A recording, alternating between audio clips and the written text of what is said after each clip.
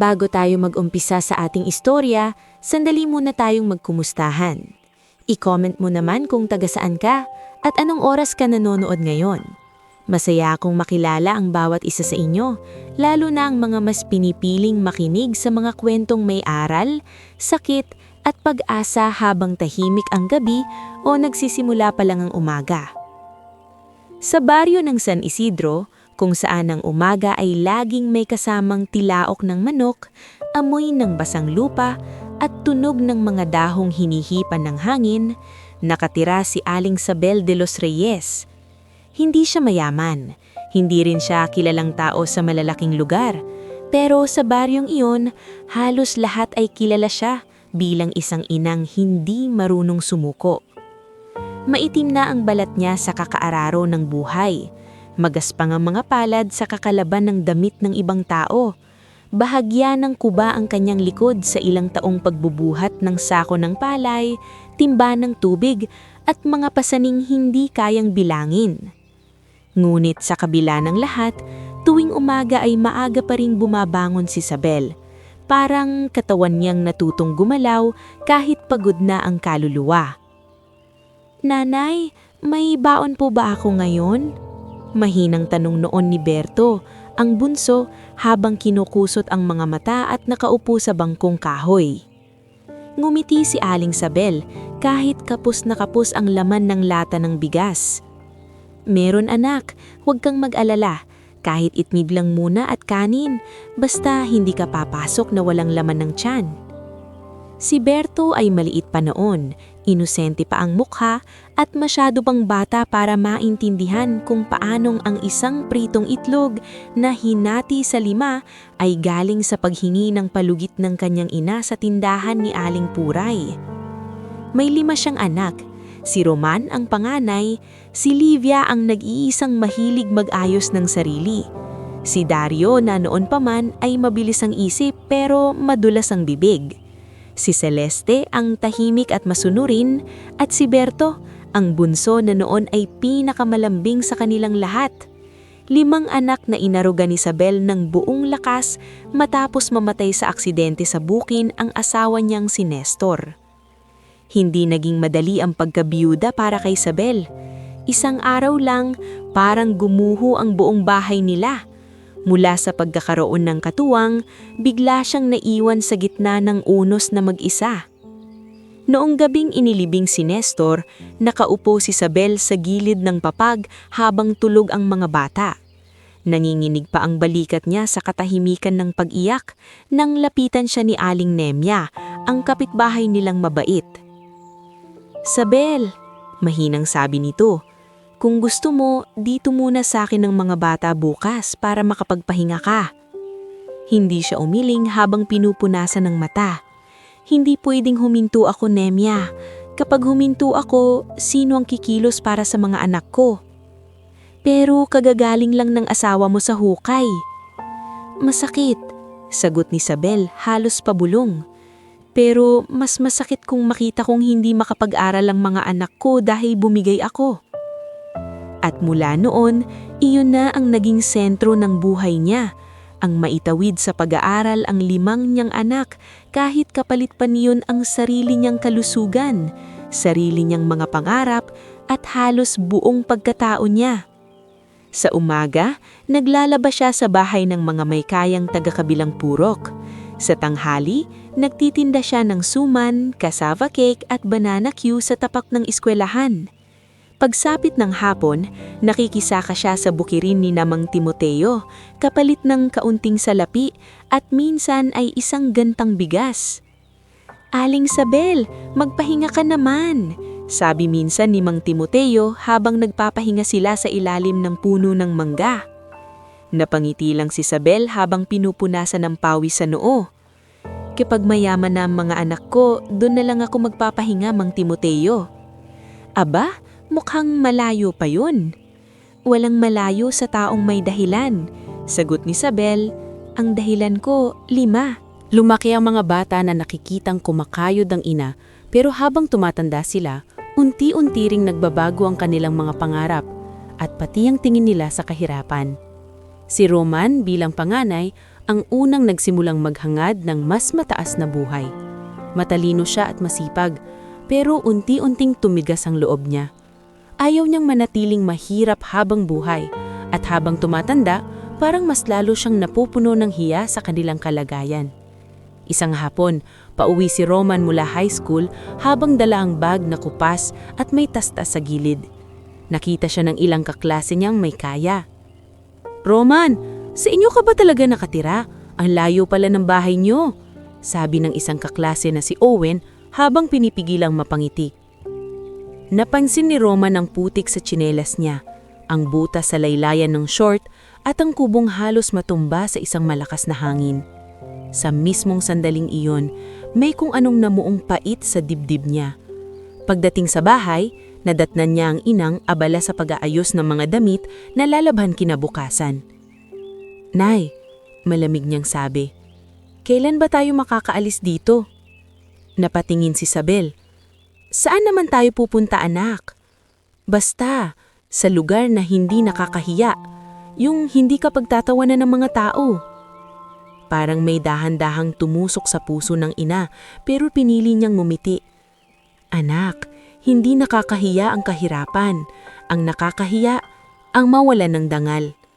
Hindi sumagot si Roman, basta ibinagsak niya ang bag at lumabas ulit ng bahay.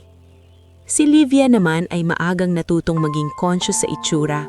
Mahilig siyang tumingin sa salamin kahit lumang-luma na iyon at may bitak pa sa gitna. Gusto niyang magmukhang maayos, malinis at desenteng babae kahit madalas ay iisang bestida lang ang paulit-ulit na nilalabhan niya. "Nay, pwede bang sa susunod, huwag ka nang sumundo sa school?" Minsang sabi ni Livia habang nag-aayos ng buhok. "Bakit naman, anak? Baka magabi ka, delikado." "Kasi," nayuko ito, "parang ang tingin sa akin ng mga kaklase ko, mahirap na mahirap tayo." Masakit ang sinabi ng dalaga, pero hindi nagalit si Isabel. Dahan-dahan niyang hinawakan ang balikat ng anak. "Mahirap tayo ngayon, Livia, pero hindi habang buhay. Ang importante, marunong kang lumaban ng malinis." Hindi umimik si Livia, ngunit sa kanyang mga mata, malinaw na hindi sapat sa kanya ang mga salitang iyon. Si Dario naman ay kabaliktaran ng kapatid, palangiti, palabiro at mabilis makahanap ng paraan. Pero bata pa lang, mapapansin ng marunong na siyang paboran ng sarili. Kapag may barya sa mesa, lagi siyang may paliwanag. Kapag may nawawalang gamit, lagi siyang may kwento. "Dario, nakita mo ba yung 20 pesos na itinabi ko?" tanong minsan ni Isabel. "Hindi po, Nay," nabilis niyang sagot, kahit may bakas pa ng asukal sa labi niya mula sa biniling tinapay. Hindi man sigurado si Isabel, pinili niyang hindi iyon palakihin. Ang iniisip niya noon, bata pa lang naman, magbabago rin. Sa 5 magkakapatid, si Celeste ang pinakatahimik. Siya rin ang kadalasang nakikita sa tabi ng ina. Kapag naglalako ng kakanin si Isabel, madalas siyang sumama. Kapag gabi at tinatakos ng ina ang pananahin ng punit na uniforme, siya ang humahawak ng lampara. "Nay," minsang bulong ni Celeste habang magkatabi silang nakaupo sa sahig. "Kapag nakapagtapos po ako, ikaw naman ang aalagaan ko." Napangiti si Isabel sa kahinalikan ng uno ng anak. "Hindi mo kailangang akuin lahat yan. Ang gusto ko lang, maging mabuting tao kayo." At si Berto, ang bunso, ang madalas gawing pahinga ng pagod na puso ni Isabel. Kapag siya ang yumayakap ng bata sa likod habang nagluluto, parang kahit paano ay nababawasan ng bigat. "Nay, paglaki ko, bibili ako ng malaking bahay para sa'yo." "Talaga?" natatawang tanong ni Isabel.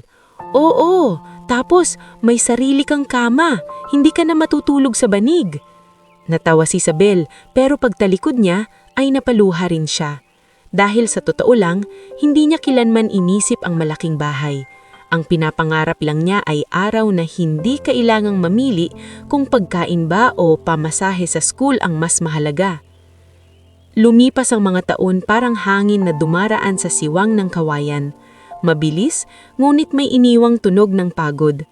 Nagtapos ng elementarya ang 5, pumasok sa high school, nagsimulang kilalanin sa paaralan dahil sa talino. Pinuri ng mga guro, pinagmalaki ng baryo. Napakapalad mo, Sabel. Sabi minsan ni Ma'am Elvira, advisor ni Livy at Celeste, ang gagaling ng mga anak mo. Napangiti si Sabel. Sana nga po, ma'am, hanggang sa pagtanda ay ganun pa rin ang puso nila. Anong ibig mong sabihin? Tao po kasi habang umaangat, minsan nakakalimot kung saan nagsimula. Hindi alam ni Ma'am Elvira kung bakit parang may bahid ng lungkot ang ngiti ni Sabel nang sabihin iyon. Dumating ang panahon na kinailangan na nilang mag-college sa bayan. Mas malaki na ang gastos, mas mabigat na ang pangangailangan, at dito lalong nagsimulang kumapit si Sabel sa kahit anong pwedeng pagkakitaan. Isinangla niya ang maiit na lupang minana pa sa magulang. Ibinenta niya ang huling pares ng hikaw na pamana sa kanya noong dalaga pa siya. Kahit ang lumang aparador na tanging alaala nila ni Nestor ay naipagbili niya para sa matrikula ni Roman. Noong gabing iyon, nagtanong si Aling Nemya, Sabel, wala kang ang natitira para sa sarili mo. Hindi ka ba natatakot? Tahimik si Sabel habang tinitiklop ang resibo ng tuition. Takot, sagot niya. Pero mas natatakot akong darating ang araw na titingnan ako ng mga anak ko at sasabihing hindi ko ginawa ang lahat. At totoo iyon. Ginawa niya ang lahat. Lahat ng kayang ibigay ng isang ina. Lahat ng kayang ipagkait ng isang tao sa sarili niya para lang may maibigay sa iba. Ngulit habang lumalayo ang biyahe ng mga anak niya papunta sa kanilang mga pangarap, may unti-unti ring lumalayo mula sa kanilang puso pabalik sa bahay na pinanggalingan nila. Hindi pa iyon lubusang halata noon. Nariyan pa ang mga paminsang yakap, ang ilang salamat nay, ang mga liham na may pangakong babawi ako. Pero sa ilalim ng mga simpleng salitang iyon, may nagsisimula ng magbago. May mga matang unti-unting natutong mahiya sa putik ng baryo. May mga isip na natutong sukatin ang halaga ng tao batay sa damit, bahay at pangalan. At si Aling Sabel, bagamat hindi man niya iyon tuwirang marinig araw-araw, ay unti-unti nang nakakaramdam. Sa bawat gabing mag-isa siyang nakaupo sa harap ng kanilang lumang bahay habang nakatingin sa malayong daan, may munting kaba sa dibdib niya. Parang may paparating na unos na hindi pa niya nakikita, pero sigurada siyang darating. Gayunman, pinili pa rin niyang mangarap. Dahil para sa isang inang tulad niya, ang pag-asa ang huling bagay na pwedeng mawala. At sa baryong San Isidro, habang patuloy ang ikot ng panahon at tumitigas na ang mga palad ni Aling Sabel sa kakakayod, tahimik ring inihahanda ng tadhana ang mas mabigat pang pagsubok. Isang pagsubok na hindi manggagaling sa gutom, sa utang o sa kahirapan, kundi sa mismong mga anak na minsan niyang inaruga ng higit pa sa sarili niyang buhay. Bago tayo mag-umpisa sa susunod na bahagi ng ating istorya, gusto ko munang batiin ang bawat isa sa inyo na patuloy na nakikinig. I-comment mo naman kung taga saan ka at anong oras ka nanonood ngayon. Nakakatuwang isipin na sa iba't ibang lugar, may mga pusong sabay-sabay na nakikiramay, nasasaktan at natututo sa bawat kwentong ating pinangsasaluhan.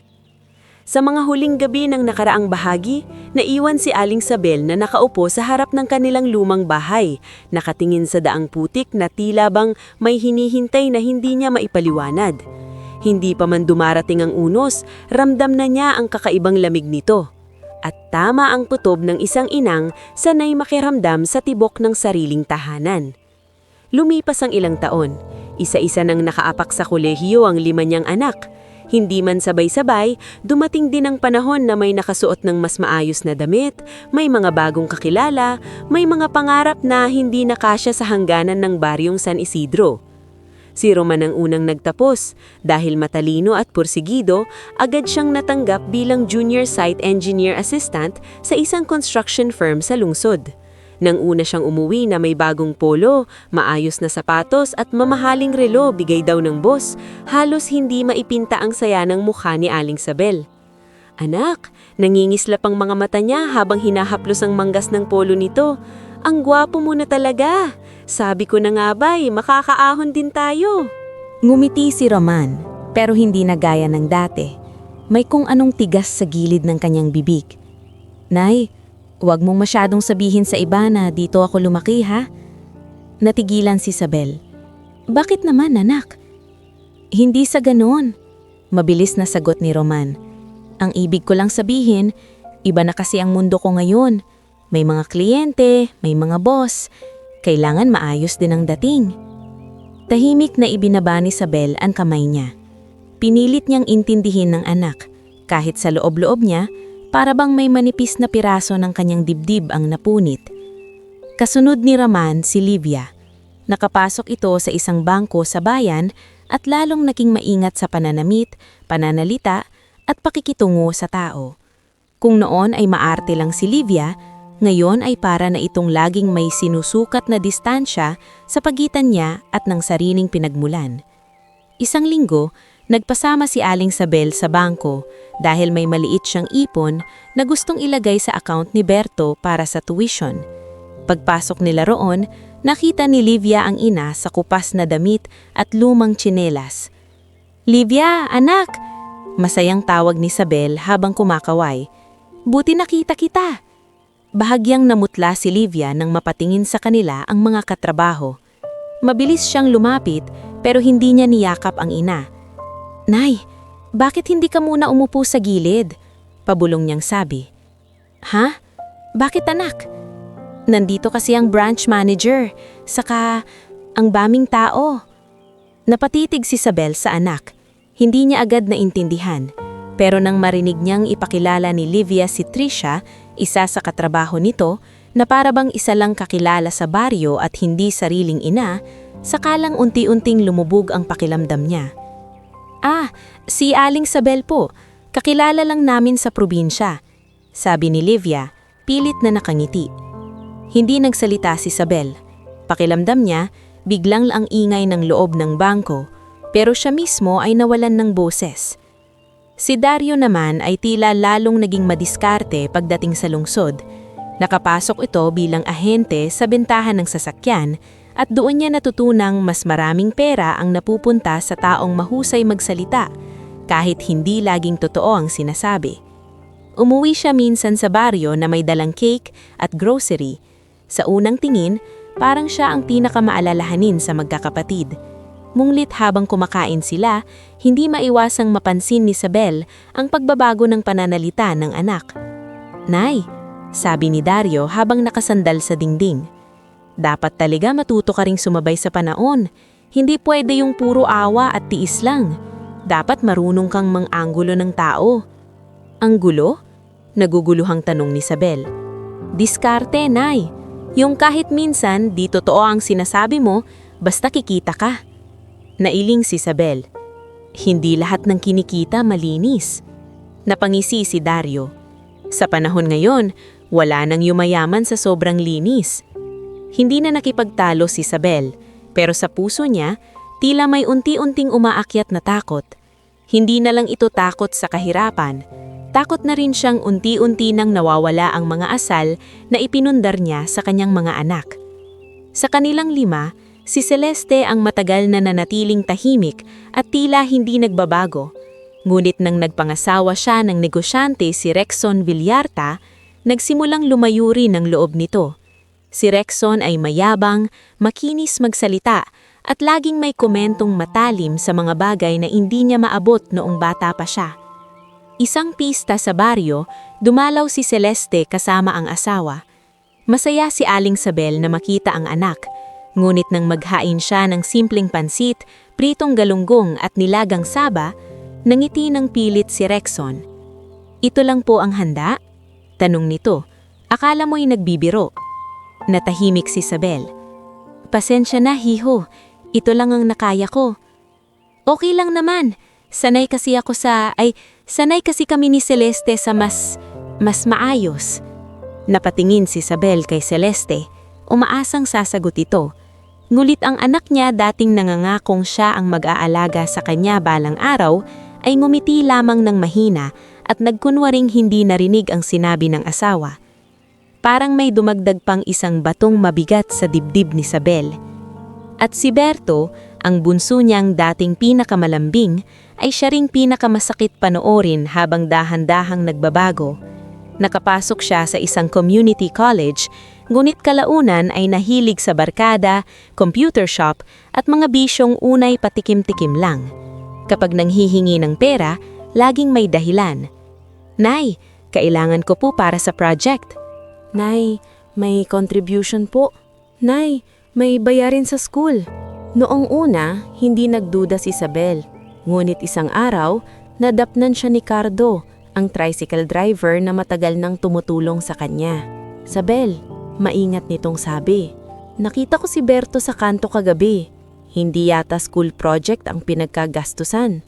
Parang gusto ni Isabel na magtakip ng tainga, pero hindi siya pwedeng magbulag-bulagan. Pag-uwi ni Berto ng gabing iyon, kinausap niya ito. Anak, sabihin mo sa akin ang totoo. Saan napupunta ang pera?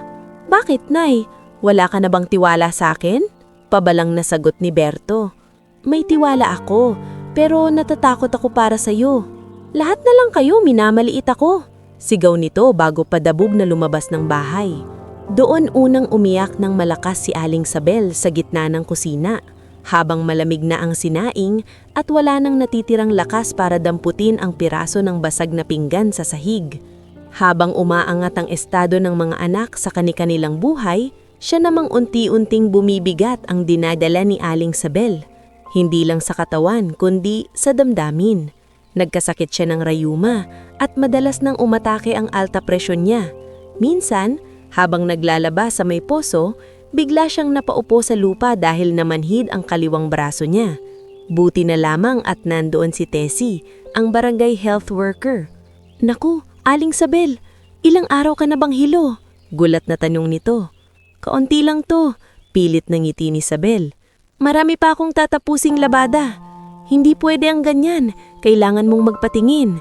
Wala akong pambayad, Tessie. Bahala na muna, ang mahalaga, mabuhay ka. Ipinahatid siya ni Tessie kay Cardo papuntang health center. Doon pinayuhan siyang magpahinga at uminom ng maintenance. Ngunit saan siya kukuha ng pambili ng gamot? Ang perang hawak niya ay para sa natitirang baon ni Berto at sa pamasahe ni Celeste na hiningi kahapon. Nagpa siya siyang tawagan ng mga anak. Nauna si Roman. Anak, pwede ka bang umuwi kahit saglit? Medyo masama kasi pakiramdam ko. Tahimik sa kabilang linya. Maya-maya, sumagot si Roman. Nay, critical ang project namin ngayon. Hindi ako makakaalis. Magpahinga ka na lang muna. Tinawagan niya si Livia. Anak, baka pwede mo akong mabilhan ng gamot. Nay, kakasahod ko pa lang pero may inabono ako sa office. Sa susunod na lang ha. Kay Dario naman, Nay, nasa meeting ako. Kay Celeste, Nay, may lakad kami ni Rexon. At kay Berto, Nay, mamaya na, nasa labas ako. Isa-isa niyang ibinaba ang telepono. Wala siyang sinabing masama. Wala siyang isinumbat. Ngunit nang mag-isa na siya sa loob ng kubo, saka siya napaupo sa gilid ng papag at napayakap sa sarili. Ganito na lang ba talaga? Mahinang bulong niya. Panginoon, ako rin ba'y nakalimutan na nila? Sa mga sumunod na buwan, lalo pang naging malamig ang pakikitungo ng magkakapatid. Nag-uusap-usap sila sa mga group chat na hindi siya kasama. Gumagawa sila ng mga plano na para bang wala ng lugar ang kanilang ina sa sentro ng pamilya. At ang pinakamabigat sa lahat, dumating ang araw na pinag-usapan nila ang bahay at lupang natitira kay Isabel. Isang hapon, sabay-sabay silang dumating sa baryo. May bitbit na mga papeles si Roman, calculator si Livia at kung ano-anong pangako si Dario. Nay, may magandang balita kami. Ano yun anak? Mahinang tanong ni Isabel. Yung lupa at bahay natin, pwede na raw maipaayos ang titulo para mas secure. Napatingin si Isabel sa mga papeles. Hindi niya gaanong maintindihan ng mga salitang naroon. Pirma ka lang dito, Nay. Para sa future din naman natin ito. Bakit parang ang daming pahina? Normal ang boses ni Dario nang sumagot. Legal requirements lang yan. Huwag ka nang mag-alala. Sa gilid, tahimik lang si Celeste. Hindi man lang siya sumingit upang ipaliwanag ng maayos sa ina. Si Berto na may iwas na iwas ang tingin. Dahil sa buong buhay niya ay hindi niya tinuruan ng sarili na pagdudahan ng mga anak, pumirma si Aling Sabel. Lumipas 2 linggo bago niya nalaman ang totoo. Si Engineer Von Paredes, ang buyer ng lupa mismo ang dumating sa bahay, kasama ang 2 tao. Pasensya na po, Aling Sabel. Sabi nito ng may paggalang, Pero ayon po sa kasunduan, kailangan na po naming simulan ng paghahanda sa bakuran. Anong kasunduan? Nanginginig na tanong niya. Naibenta na po sa amin ang lupa at bahay. Parang tumigil ang mundo. Hindi, bulong ni Isabel. Hindi pwede. Hindi ko ibinibenta ang bahay na to. Napatingin si Von sa papel na hawak. May pirma po kayo rito. Nang marinig iyon ni Aling Isabel, unti-unti siyang napaupo sa silya. Nararamdaman niyang namamanhid ang tuhod niya. Nanginginig ang mga daliri niyang humawak sa papel. Doon niya nakita ang sarili niyang lagda. Hindi siya niloko ng ibang tao. Niloko siya ng sariling mga anak. Kinagabihan, dumating si Aling Nemya at nadatnan siyang tulala sa dilim. Hindi man lang nagsindi ng ilaw. Sabel, nangingilid ang luha ni Nemya. Ano bang ginawa nila? Hindi agad nakasagot si Aling Sabel. Matagal siyang nakatingin sa walang laman na dingding bago tuluyang bumulong. Pinirmahan ko ang pagkawala ng sarili kong tahanan gamit ang pagtitiwala ko sa sarili kong mga anak. Dahil wala na siyang laban sa papel na pirmado, napilitan siyang lumipat sa isang sira-sirang kubo sa gilid ng baryo na itinagamit pansamantala ni Mang Timoteo. Doon siya natulog sa banig na manipis habang dinig na dinig ang tagas ng bubong tuwing umuulan. At isang gabing malakas ang buhos ng ulan, dumating sa kubo ang 5 niyang anak. Akala niya baka sa wakas ay may konsensya na ang mga ito. Ngulit hindi pala. Habang nasa kabilang sulok si Isabel, narinig niyang nag-uusap ang mga anak niya. Akala niya'y mahimbing na siyang natutulog. Hindi pwedeng magtagal si Nay dito, sabi ni Roman. Kapag nagkasakit pa yan, tayo rin ang mamumroblema. May nakita akong murang home for the aged sa kabilang bayan, sambit ni Livia. Mas praktikal yun, dagdag ni Dario, kaysa naman abala pa sa buhay natin. Tahimik si Celeste, ngunit maya-maya'y nagsalita rin. Baka yun na nga ang mas maayos. At ang pinakamasakit sa lahat, si Berto, ang bunso niyang minsang nangakong bibilhan siya ng sariling kama, ang nagsabi ng mga salitang tuluyang dumurog sa kanya. Para matapos na rin ang problema. Sa gabing iyon, hindi sumigaw si Aling Isabel. Hindi niya sila hinarap, hindi niya sila isinumpa. Tahimik lamang siyang umiyak habang ang ulan sa bubong ay tila kasabay ng pagkalaglag ng natitira niyang pag-asa. Pagsikat ng araw, bago pa man magising ang mga anak, dahan-dahan siyang tumayo.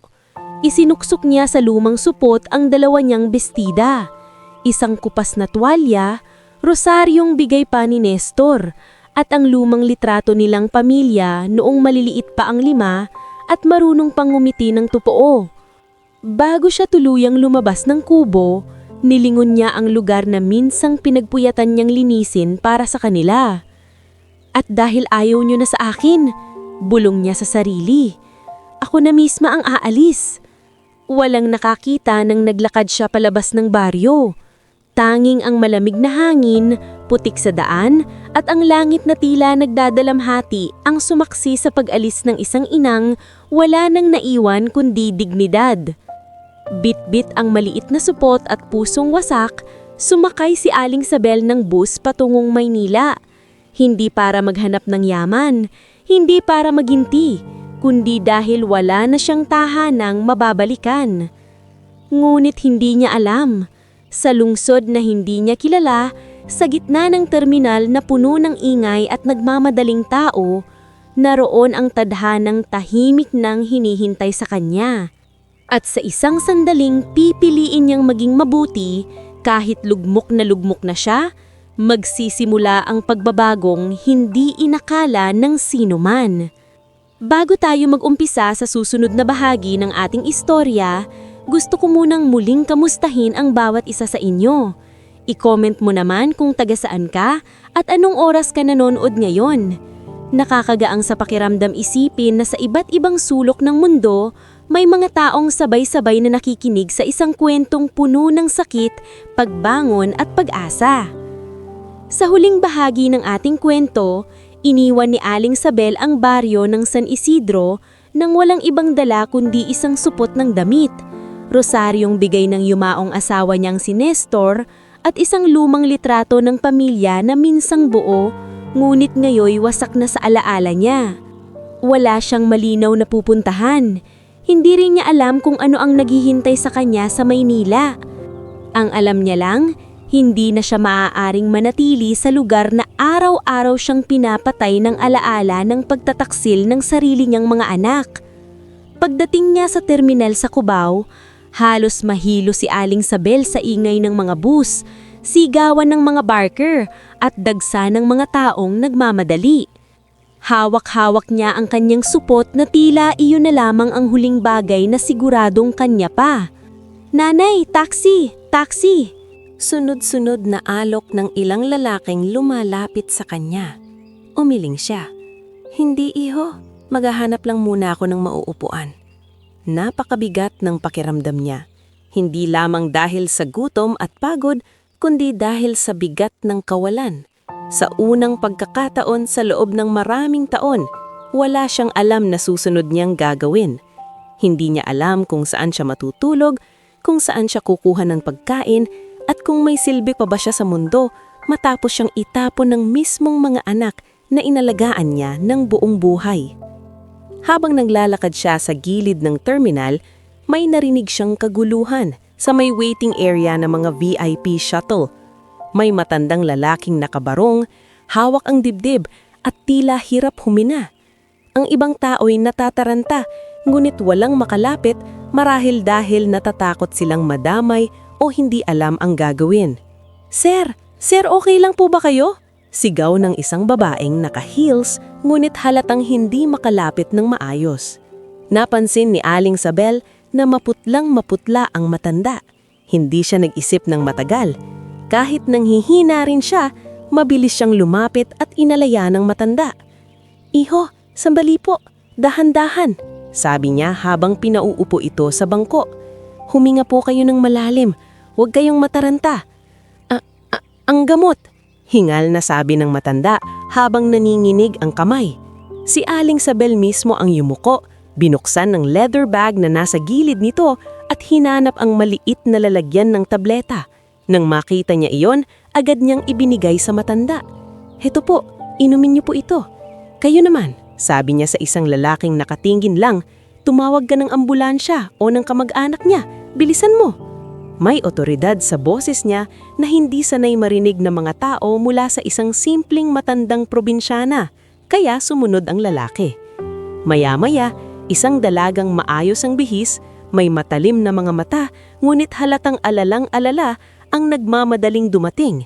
Siya si Attorney Noel Vergara, apo ng matandang si Don Leandro Vergara. "Lolo," halos maiyak na sigaw niya habang lumuluhod sa tabi nito. "Ano pong nangyari?" "Siya," mahinang turo ni Don Leandro kay Aling Sabel. "Siya ang tumulong sa akin."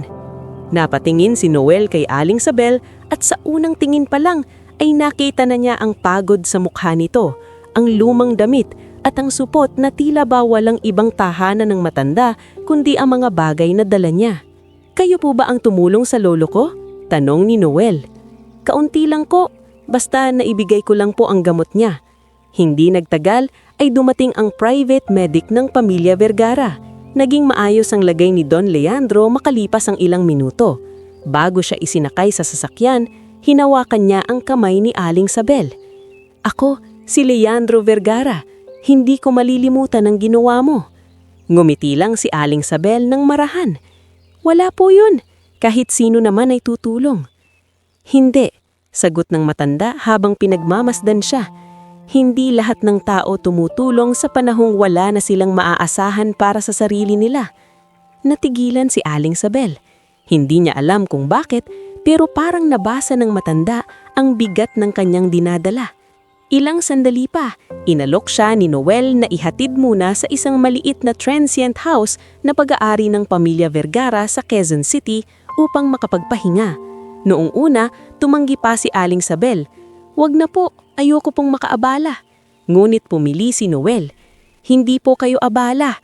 Kung wala kayo kanina, Baka mas malala ang nangyari sa lolo ko.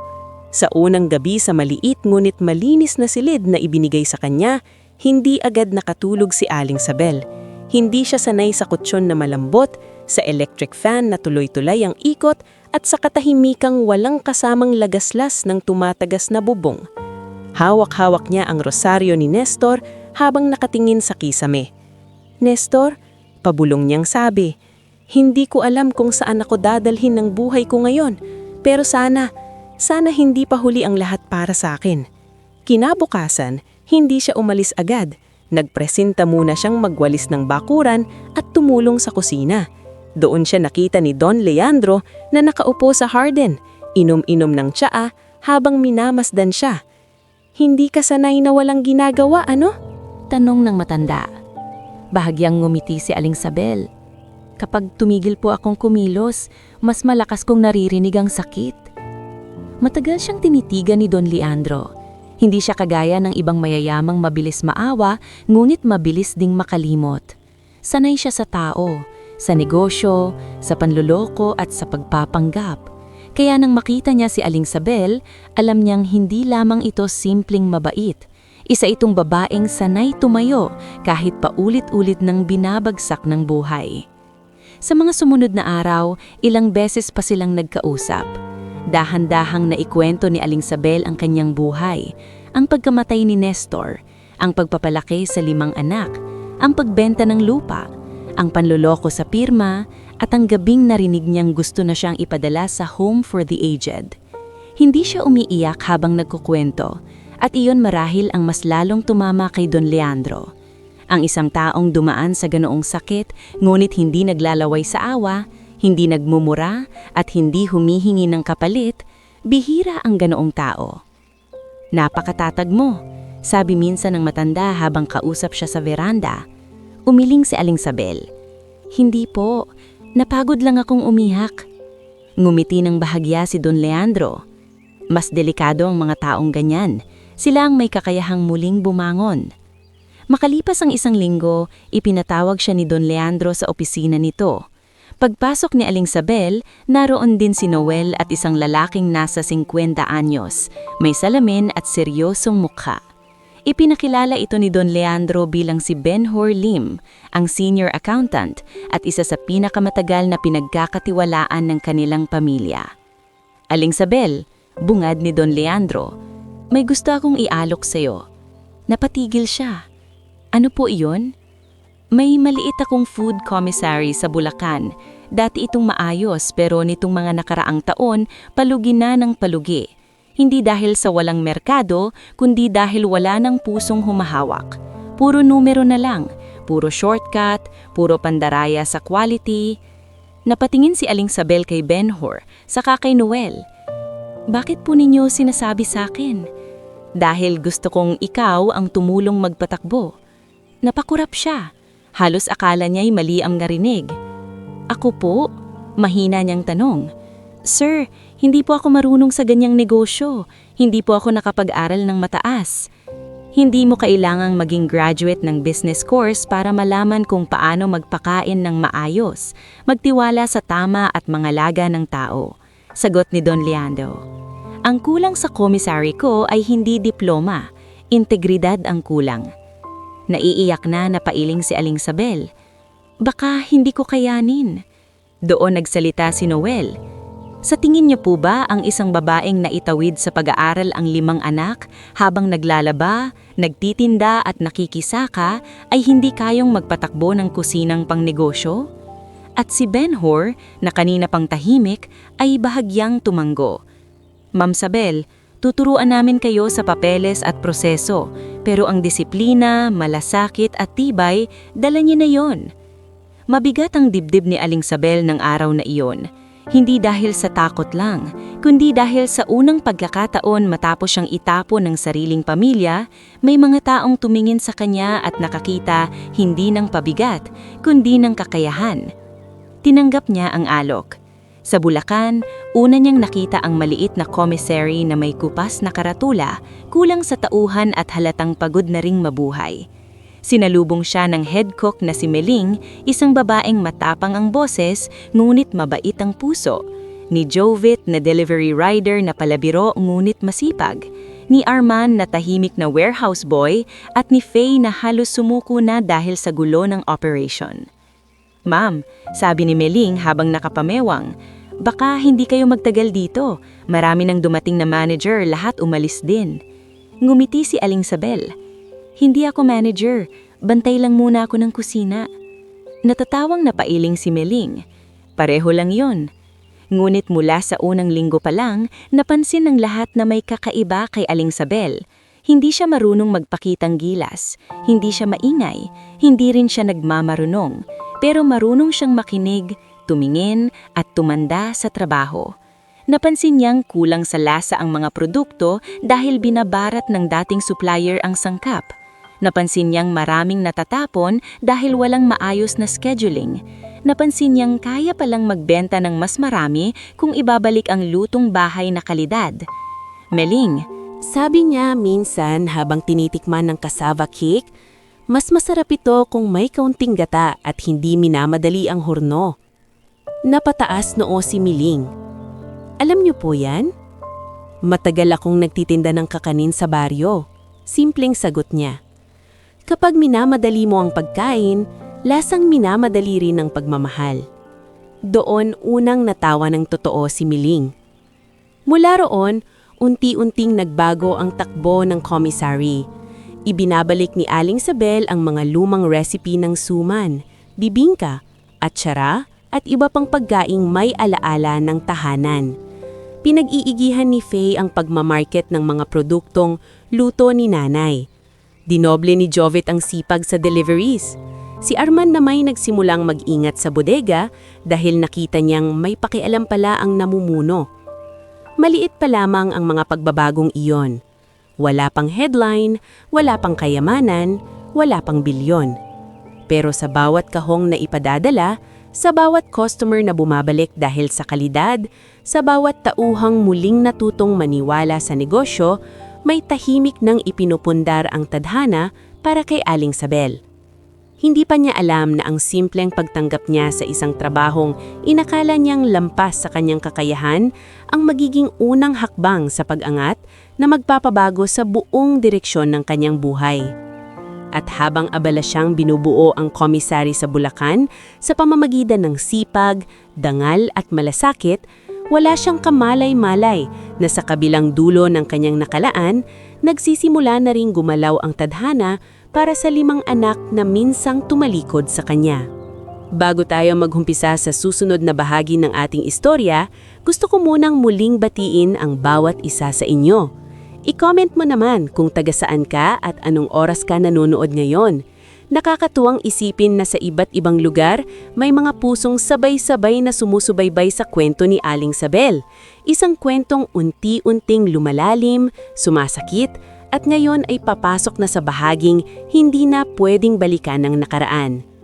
Sa huling bahagi ng ating istorya, iniwan natin si Aling Sabel sa gitna ng tahimik ngunit matibay na pagbangon. Mula sa pagiging matandang inabandona ng mga anak, naging mahalagang bahagi siya ng isang naluluging food commissary sa Bulacan. Doon niya muling ginamit ang talino ng isang inang sanay magtipid, magpakain at mag-alaga ng tao. Unti-unti niyang binuhay ang negosyong halos mawalan na ng pag-asa. At kasabay ng pag-asenso ng commissary, unti-unti ring bumalik ang dignidad na matagal nang ipinagkait sa kanya. Lumipas ang 5 taon. Sa loob ng panahong iyon, hindi lang basta gumanda ang buhay ni Aling Sabel, tuluyang itong nagbago. Ang maliit na food commissary na dati punong-puno ng problema, naging kilalang supplier ng lutong bahay na pagkain sa mga supermarkets, bus terminals, cafeterias, at maging ilang hotel sa gitnang Luzon. Ang mga simpleng recipe niyang minanapa sa kanyang ina, cassava cake, pichi-pichi, at charang papaya, suman sa lihiya at adobong tuyo sa bote ay naging tatak lang kumpanya. Hindi marangya, hindi sosyal ang pinagmulan, pero tunay, malinis at may lasa ng tahanan. Nang pumanaw si Don Leandro Vergara makalipas ang ilang taon, isang malaking gulat ang sumalubong kay Aling Sabel. Sa pagbasa ng testamento, sa harap ni na Attorney Noel, Ben-Hur Lim at ilang pang legal advisors, malinaw na iniwan sa kanya ni Don Leandro ang malaking bahagi ng shares ng kumpanya at ilang ari-arian na may kaugnayan sa food at logistics business niya. Hindi ko po ito matatanggap, agad na sabi niya noon, nanginginig ang boses. Tahimik na tumingin si Noel sa kanya bago nagsalita. Hindi po ito limos, Aling Sabel. Pinili kayo ni Lolo dahil nakita niya kung paano niyo binuhay ang negosyo gamit ang puso at dangal. Kayo po ang pinaka-tinuturing niyang karapat-dapat na magpatuloy. Tumulo ang luha ni Aling Sabel ng araw na iyon. Hindi dahil sa yaman, hindi dahil sa laki ng iniwang mana, kundi dahil sa unang pagkakataon matapos siyang itapon ng sarili niyang mga anak, may isang taong yumawa na naniniwalang may halaga siya. At ngayon, makalipas ang 5 taon mula nang umalis siya sa baryo ng San Isidro ng luhaan at walang direksyon, si Aling Sabel ay kilala na bilang Chairwoman Sabel Reyes Vergara ng isang lumalaking food and agribusiness group. May maayos na bahay, may mga taong gumagalang, may pundasyong tumutulong sa mahihirap at may sariling clinic at scholarship program sa mga probinsya. Ngunit sa kabila ng lahat, hindi siya naging mapagmataas. Tuwing umaga, maaga pa rin siyang nagigising. Mahilig pa rin siyang dumaan sa kusina para tikman ang pagkain. Nagkikipag-usap pa rin siya ng diretsyo sa mga empleyado. At kapag may mga bagong scholar, lagi niyang sinasabi ang iisang bagay. Hindi kahihiyan ang hirap. Ang kahihiyan ang umangat ka pero nakalimot kang tumingon sa pinanggalingan mo. Hindi niya alam, sa mismong pangungusap na iyon, unti-unti nang hinihila ng tadhana pabalik sa kanya ang 5 anak na minsang tinalikuran siya. Sa kabilang banda, ang buhay ng mga anak niya ay hindi naging kasing kinis ng inaakala ng mga ito noon. Si Roman, na dati buong yabang na nagsabing iba na nga ang mundo niya, ay nasangkot sa isang palpak na real estate investment kasama ang ilang kasosyo. Dahil sa kasakiman at pagmamadali, nasunog ang malaking bahagi ng kanyang ipon. Nabaon siya sa utang at nagkandahirap habulin ang mga obligasyong hindi na niya mapunan. Si Livia naman ay nasangkot sa isang internal audit issue sa bangko. Hindi man siya pangunahing may sala, natuklasang ilang beses niyang pinikit ang mata sa mga anomalya ng manager kapalit ng pabor at promosyon. Nasuspende siya at tuluyang nawala ang dating kumpiyansa sa sarili. Si Dario na sanay sa mabihisang kita at madulas na salita ay naloko rin ng sariling estilo.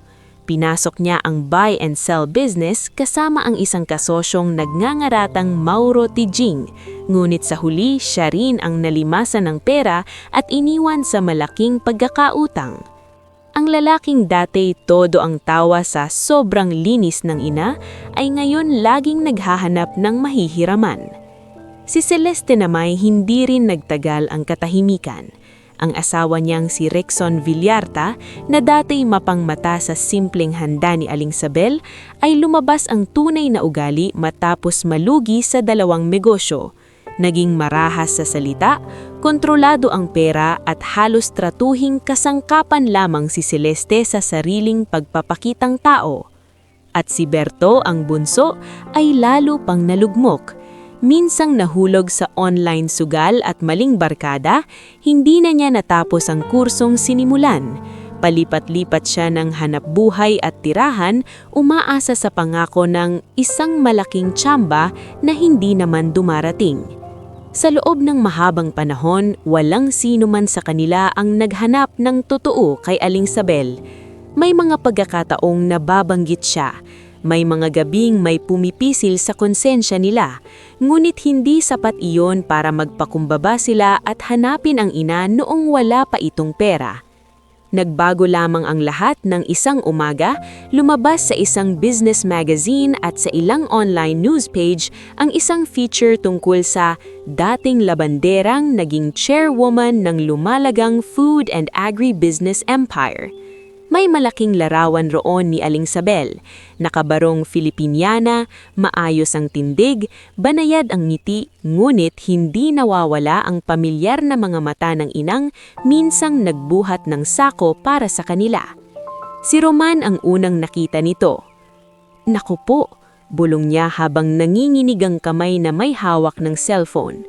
Tinawanan niya agad si Livia. "Livia, nakita mo na ba to?" "Ano na naman?" Iritadong sagot ng kapatid. "Ipapadala ko, tingnan mo mayon din." Makalipas ang ilang segundo, natahimik si Livia sa kabilang linya. Hindi pwede. Si Nay ba talaga yan?" "Siya nga." Sunod-sunod nilang tinawagan sina Dario, Celeste at Berto. Sa unang pagkakataon matapos ang maraming taon, tila iisang bagay ang sabay-sabay na bumaligtad sa sikmura nilang magkakapatid. Pagkabigla, hiya at higit sa lahat, pagkakataon nakita nilang muli. Hindi puro pagsisisi ang unang pumasok sa isip nila. May halong interes. Kung siya nga yan. Mahinang sabi ni Dario nang magkita sila kinabukasan sa isang mumurahing kainan, ibig sabihin, napakalaki ng pera niya ngayon. Napatingin si Celeste sa kanya. "Dario, nanay natin yun." "Ano ngayon?" sagot nito. "Nanay pa rin natin. Ibig sabihin may karapatan tayo." "Karapatan?" singit ni Livia. "Matapos ang ginawa natin?" Hindi agad nakasagot si Livia sa sariling tanong dahil kahit siya, sa kabila ng bahagyang konsensya, ay hindi maikakailang na paisip din sa posibilidad ng tulong, pera at pag-ahon mula sa sarili niyang problema. Tahimik lang si Berto habang nakayuko. Sa lima, siya ang pinakawalang maipagmamalaki. Siya rin marahil ang pinakaubos. "Hanapin natin si Nay," sabi ni Roman, "pero kailangan maayos ang approach natin." Napangisi si Dario. "Ang ibig mong sabihin, huwag muna tayong halatang may kailangan."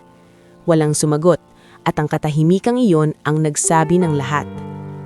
Makalipas ang ilang araw, nalamang may proyekto si Aling Sabel sa mismong baryo ng San Isidro.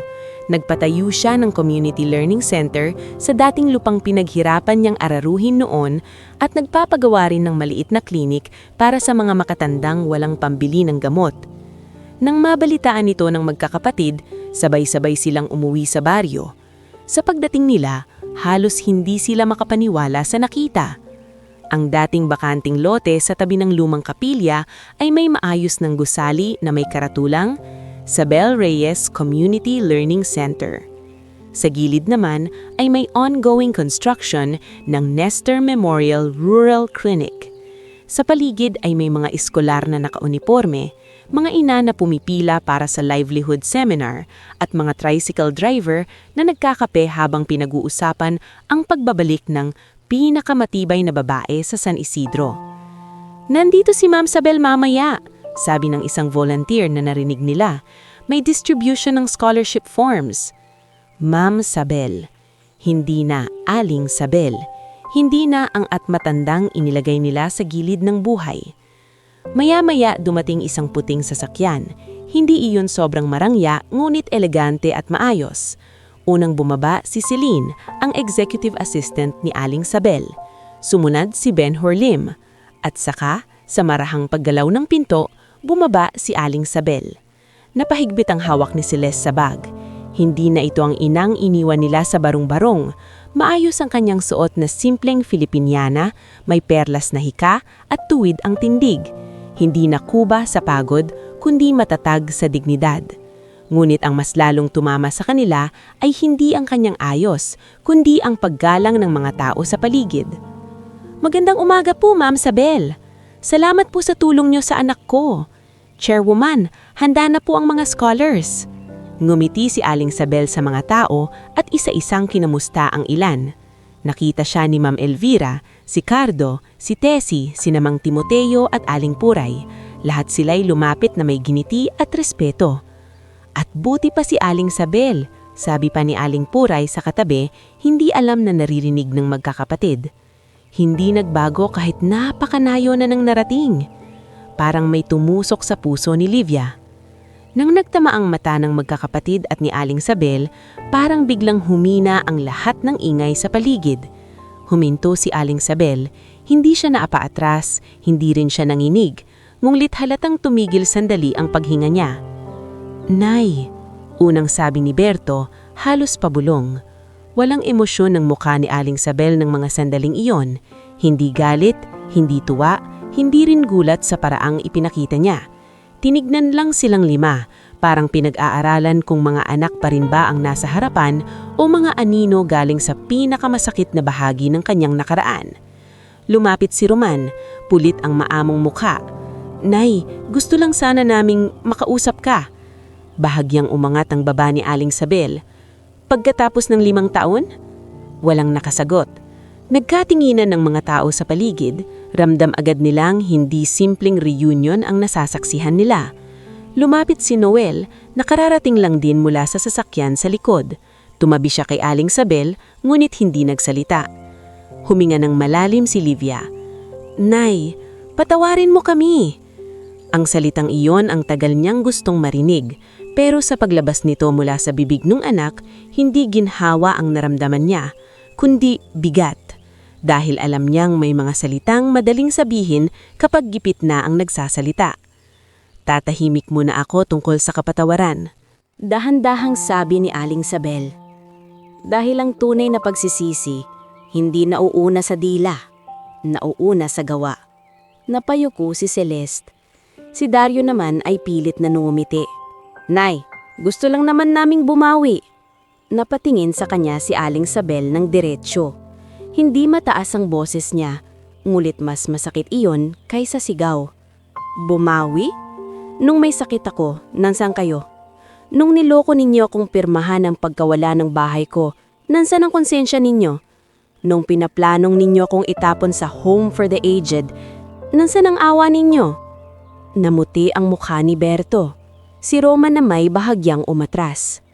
At sa harap ng buong baryo, sa harap ng mga taong minsang nakakita sa kanyang hirap, unang beses muling nagsalita si Aling Sabel bilang hindi na biktima, kundi isang inang hindi na kayang yurakan muli.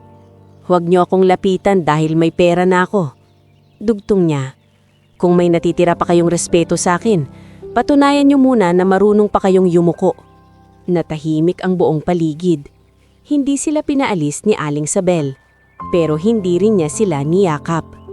Sa halip, pagkatapos ng scholarship event, ipinatawag niya ang 5 sa isang lumang silid sa likod ng learning center.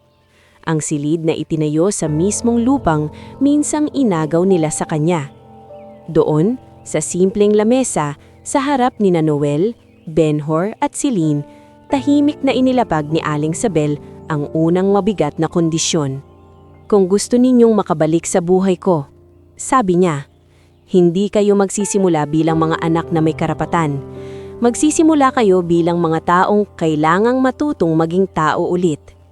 At sa paraan ng kanyang pagtitig, alam ng 5 na ang pagbabalik nila ay hindi magiging madali, at ang inang iniwan nila noon ay hindi na ang dating inang tahimik na umiiyak sa dilim. Siya na yon ng babaeng marunong nang maghintay, magpatawad kung karapat-dapat at magturo ng leksyong hindi nila kailanman malilimutan.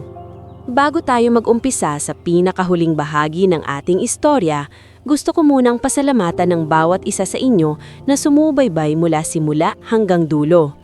I-comment mo naman kung taga saan ka at anong oras ka nanonood ngayon. Nakakatuwang isipin na sa iba't ibang sulok ng mundo, may mga pusong sabay-sabay na nakinig sa kwentong ito. Isang kwentong ng sakripisyo, pagtataksil, bawi at ng leksyong hindi minsan ay kailangang maramdaman bago tunay na maintindihan. Sa huling bahagi ng ating kwento, muling nagharap si Aling Sabel at ang 5 niyang anak sa baryo ng San Isidro, sa mismong lupang minsang nawala sa kanya dahil sa panlilinlang.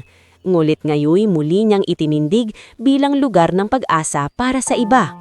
Doon, sa harap ng mga taong saksi sa kanyang paghihirap at tagumpay, ipinakita ni Aling Sabel na hindi na siya ang bating inang kayang apihin sa katahimikan. At sa unang pagkakataon, malinaw niyang sinabi sa kanyang mga anak na kung gusto nilang makabalik sa buhay niya, kailangan muna nilang matutong maging tao ulit. Hindi agad nagsalita ang 5 matapos marinig iyon. Sa maliit na silid sa likod ng learning center, tanging tunog lamang ng electric fan at mahinang kaluskos ng papel mula sa lamesa ang maririnig. Nasa isang dulo si Aling Sabel, katabi sina Attorney Noel Vergara, Ben Herlim at Celine. Sa kabilang banda, magkakatabi, nguit parang watak-watak na pader ang 5 magkakapatid. Si Roman na pilit pinananatili ang tindig, si Livia na hindi makatingin ng diretsyo, si Dario na parang laging may gustong sabihin ngulit inuunahan ng yabang ang konsensya. Si Celeste na parang pasuko na ang kalooban at si Berto na parang bata muling nawawala sa gitna ng dilim. Hindi kayo hihingi ng mana sa akin, kalmadong sabi ni Aling Sabel. Hindi kayo basta-basta makakapasok sa negosyo ko at hindi rin sapat na isang patawad para mabura ang ginawa ninyo. Nay, mahina sanang singit ni Celeste, ngunit itinaas ni Aling Sabel ang kamay, hindi para manakit, kundi para pigilan na isa pa namang madaling paliwanag. Makinig mula kayo. Buong buhay ko ako ang nakinig sa inyo. Ako ang nag-intindi, ako ang nagbigay. Ngayon, kayo naman ang makikinig. Tahimik silang lahat. Isa-isang tinuluyan ni Aling Sabel ang mga kondisyon. Si Roman, bilang panganay at pinakanangunguna sa pagpapasya noon, ay hindi niya pinahawakan sa opisina o sa anumang posisyong may titulo. Sa halip, pinadala niya ito sa kooperatiba ng mga magsasaka na sinusuportahan ng foundation. Doon, kailangan itong mamahala sa inventaryo, makipag-usap sa mga magsasakang dati niyang minamata, at magtrabaho mula alas 5 ng umaga nang walang espesyal na trato. Si Livia ay pinapasok niya sa scholarship office sa ilalim ng mahigpit na superbisyon ni Celine. Siya ang mag-aayos ng papeles ng mga batang hindi kayang bumili ng notebook, pamasahe o tsinelas. Kailangan niyang harapin araw-araw ang mga mukha ng mga taong minsan niyang kinahiyang kamukha ng sarili niyang ina. Si Dario ay inilagay ni Aling Sabel sa bodega at logistic support sa ilalim ng tahimik ngunit matalas na mata ni Arman. Walang komisyon, walang side deal, walang madulas na salita na pwedeng ikubli sa resibo. Bawat kahon, bawat delivery, bawat kakulangan, kailangan niyang panagutan. Si Celeste ay hindi agad isinama sa opisina. Sa halip, pinasailalim siya sa caregiving at basic community health training sa klinik na ipinagawa ni Aling Sabel. Doon niya aalagaan ng mga matatanda, mga inang may iniindang buto, mga amang walang pambili ng gamot, mga lola na iniiwan ng pamilya sa health center kapag oras na ng check-up. At si Berto, ang bunso, ay pinadaan muna sa counseling at rehabilitation support program na tinulungan ni Noel na maikonekta sa isang outreach partner. Nang makalabas siya roon, hindi siya agad binigyan ng posisyon. Pinagtrabaho muna siya ni Aling Sabel sa greenhouse project ng foundation, sa lupa, sa halaman, sa araw, at sa tahimik na disiplina ng araw-araw na pag-aalaga. 1 taon, sabi ni Aling Sabel. 1 taon kayong magtatrabaho ng walang apelyido ko bilang sandalan. Tatanggap kayo ng tamang sweldo, hindi higit, hindi kulang. At sa loob ng 1 taon, ang titingnan ko ay hindi luha ninyo, gawa ninyo. Nagtaas ng kilay si Roman. Nay, parang hindi naman tama na ganyan ang trato mo sa amin. Anak mo pa rin kami. Doon bahagyang tumigas ang mga mata ni Aling Sabel. Hindi ba't kayo rin ang unang nakalimot na nanay ninyo ako? Namula si Roman ngunit natahimik. Nagsimula ang pagsubok. Sa unang mga linggo, halos araw-araw may reklamo. Si Roman ay hindi matanggap na inuutusan siya ng magsasakang si Mang Temyong kung paano bilangin ang sako ng palay. Si Livia ay naiinis sa daming aplikanteng hindi marunong sumulat ng maayos sa forms. Si Dario ay paulit-ulit na nasisita dahil sa kakulangan sa resibo at pagtatangkang dumiskarte para mapabilis ang delivery. Si Celeste ay ilang beses na umiiyak sa banyo matapos makakita ng mga matatandang pasyenteng iniwan ng sariling anak. At si Berto ay halos sumuko sa una pa lang dahil sanay siyang naghahanap ng mabilis na takas kapag nahihirapan. Minsan nagtipon-tipon silang magkakapatid sa inuupahan nilang maliit na bahay sa baryo. Hindi ito pagbawi, galit na sabi ni Roman habang tinatanggal ang putik sa sapatos. Parusa ito. Baka parusa ma, pero hindi ba't may dahilan naman? Sumingit si Dario. Naku, huwag kang biglang magpakabanal. Ikaw nga ipinakilala mong kakilala lang si nanay. Tinapunan siya ni Livia ng masamang tingin. At ikaw ang laging unang nag-iisip ng pera. Tahimik lang si Celeste habang hawak ang isang maliit na tuwalya. Maya-maya ay pabulong siyang nagsalita. Alam niyo bang may lola sa klinik kanina na 3 oras naghihintay kasi walang oras ang anak niyang ihatid siya? Habang pinapakain ko siya, bigla niyang hinawakan kamay ko at sinabi niyang, "Salamat hiha, matagal na akong hindi naaalala." Biglang tumahimik ang apat. Parang hindi kailangang ipaliwanag pa ni Celeste kung bakit siya napaluha. At si Berto, nakayuko lang sa sulok, ay saka lang nagsalita. Mas masakit pala kapag nakita mo sa iba yung ginawa mo sa sariling nanay mo. Sa mga sumunod na buwan, unti-unting nalagas ang kapal ng mukha ng ilan sa kanila. Si Livia, ang unang totoong nagbago. Isang araw, may dumating na dalagitang aplikante na si Yumi kasama ang inang may sakit. Kumakain lamang ng asin at kanin ng mag-ina para maitawid ang pag-aaral. Habang inaayos ni Livia ang requirements, nakita niya ang gaspang ng kamay ng ina. Kamay na kahawig ng kamay na Aling Sabel noong araw. Natigilan siya. Hindi niya natapos ang araw na iyon nang hindi umiiyak sa stockroom. Nang gabing iyon, lumapit siya kay Aling Sabel sa veranda ng learning center. "Nay," nanginginig ang boses niya. "Hindi ko po alam kung paano magsisimula, pero gusto kong sabihin na sobrang nahiya ako sa sarili ko. Hindi dahil wala akong trabaho o may problema ako ngayon, kundi dahil matagal kitang kinahiya, samantalang wala naman ako narating kung hindi dahil sa'yo." Hindi agad sumagot si Aling Sabel. Pinatabi lang niya ang anak. "Ang hiya," sabi niya makalipas ang ilang sandali. "Kapag totoo, hindi lang sa salita nakikita. Tignan natin kung hanggang saan ka dadalhin yan. Hindi iyon yakap, hindi pa iyon ganap na kapatawaran. Ngunit iyon ang unang bitak sa makapal na pader na itinayo ng sugat." Si Celeste naman ay tuluyang naliwanagan nang minsang dumating si Rexon sa klinik upang pilitin siyang bumalik sa puder nito at kumbinsihing humingi kay Aling Sabel ng pera para sa bago nitong investment. "Sabihin mo sa nanay mo pautangin niya tayo. Karapatang mo rin yun." Napaatras si Celeste. Noon lang siya nagsalitang walang takot sa asawa. "Hindi ako babalik sa dati kong buhay para lang ulit maging sunod-sunuran. At lalong hindi ko gagamitin ang nanay ko para sa pera." Natawa si Rexon ng mapakla. "Ano, akala mo may paninindigan ka na?" "Tinuturuan niya akong magkaroon," sagot ni Celeste, at sa unang pagkakataon, siya mismo ang nagpatalsik si Rexon palabas ng gate ng klinik. Si Berto ang pinakamabagal pero pinakapuso ang pagbabago. Sa greenhouse, natuto siyang maghintay. Natuto siyang mag-alaga ng halaman na hindi pwedeng pilitin ang paglaki. Isang umaga, nadatnan siya ni Aling Sabel na maagang nagdidilig. "Nag-aagahan ka na ba?" tanong niya. Umiling si Berto. "Mamaya na po."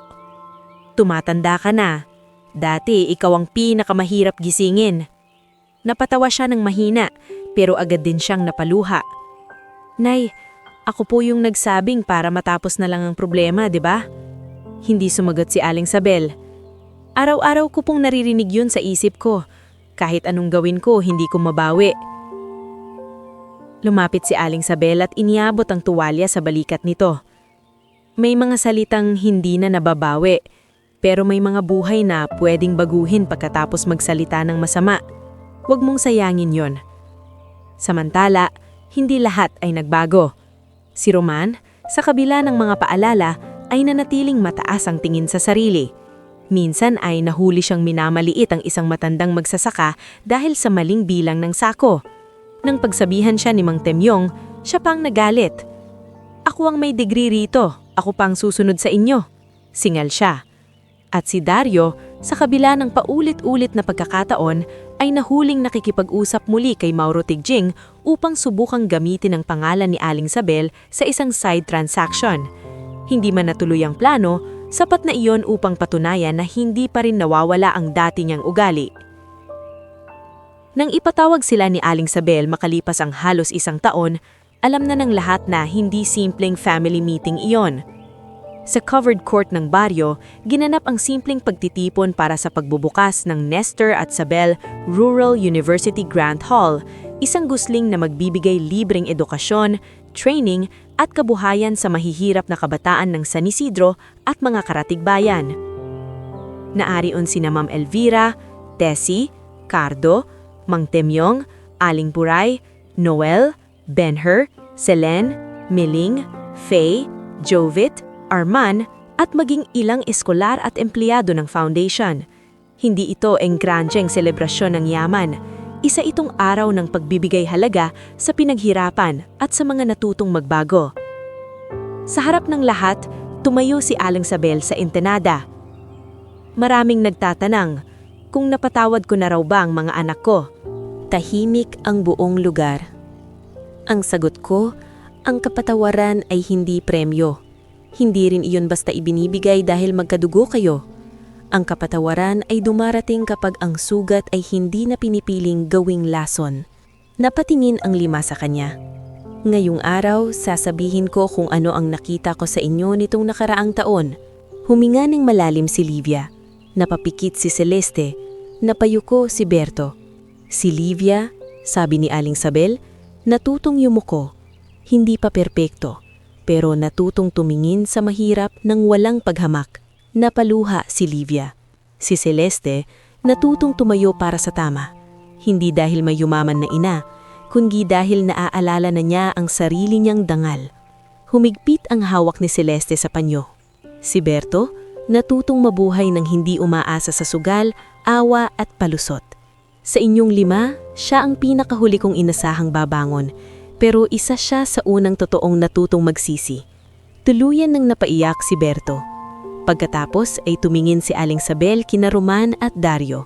Si Roman at si Dario, pareho ko pa ring anak, pero hindi lahat ng anak ay handa ng pagkatiwalaan at hindi lahat ng nagsasabing nagsisisi ay marunong talagang magbago. Parang tumigas ang hangin sa paligid.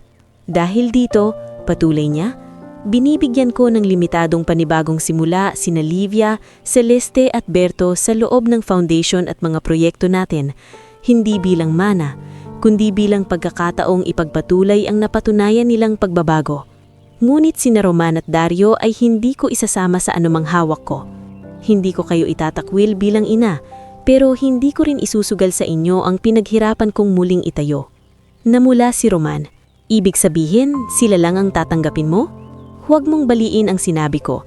Tinanggap ko kayong lahat bilang mga anak kahit noong itinapon ninyo ako. Ang hindi ko tinatanggap ay ang ugaling hindi natututo. Walang naisagot si Roman. Si Dario na may napayuko, marahil dahil alam niyang wala na siyang maikakaila. Pagkatapos ng programa, isa-isang lumapit ang mga tao kay Aling Sabel. Binati siya, pinasalamatan, at sa gitna ng lahat ng iyon, dahan-dahang lumapit sina Livia, Celeste at Berto at sabay-sabay yumakap sa kanya. Hindi agad yumakap pabalik si Aling Sabel, ngunit makalipas ang ilang segundo, tinaas niya ang mga kamay at yunakap din ang tatlo. Mahigpit, tahimik, masakit pa rin, pero totoo. Sa gilid ng court, nakatayo sina Roman at Dario. Hindi sila nilapitan ni Aling Sabel. Hindi rin niya sila itinaboy. Iniwan niya sa kanila ang pinakamabigat na leksyon. Ang harapin ang bunga ng sarili nilang ugali nang walang sinisisi kundi ang sarili. Lumubog ang araw sa baryo ng San Isidro ng gabing iyon nang may dalang kakaibang katahimikan. Sa unang pagkakataon matapos ang maraming taon, hindi na sugat lang ang naiwan sa puso ni Aling Sabel. May kapayapaan na rin. Hindi dahil nabura ang sakit, kundi dahil napatunayan niyang pwedeng iwanan, pwedeng lokohin, pwedeng yurakan ang isang ina. Pero kung matatag ang dangal niya, darating ang araw na hindi na siya ang iiyak sa dilim. Sa halip, siya ang magiging ilaw para sa mga taong tunay na karapat-dapat matuto. At sa dulo ng lahat, ang pinakamayamang naiwan kay Aling Sabel ay hindi ang kumpanya, hindi ang mga ari-arian, at hindi ang paggalang ng mga tao, kundi ang katotohanang matapos siyang durugin ng sarili niyang pamilya, nagawa pa rin niyang bumangon ng hindi nawawala ang kabutihan. At iyon ang leksyong hinding-hindi malilimutan ng kanyang mga anak ng baryong San Isidro at ng sinumang makarinig ng kanyang kwento.